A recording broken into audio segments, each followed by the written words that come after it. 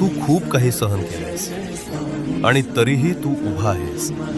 हेच तुझं खरं सामर्थ्य आहे. जे तुटलं ते तुला कमकुवत नाही तर शहाणं बनवतं. जे झालं नाही त्यासाठी स्वतःला दोष देऊ नकोस, कारण योग्य वेळ नेहमी योग्य उत्तर घेऊन येते.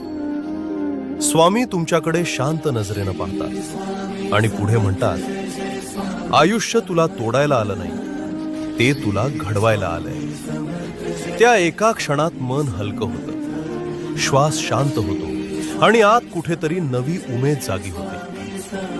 स्वामी उठतात, दाराकडे जातात आणि जाताना फक्त एकच वाक्य म्हणतात, स्वतःवरचा विश्वास कधीही सोडू नकोस. दार बंद होतं, पण मनातली शांतता आता उघडली. आणि जर आजही तुम्ही उभे आहात तर हे समजा, तुमची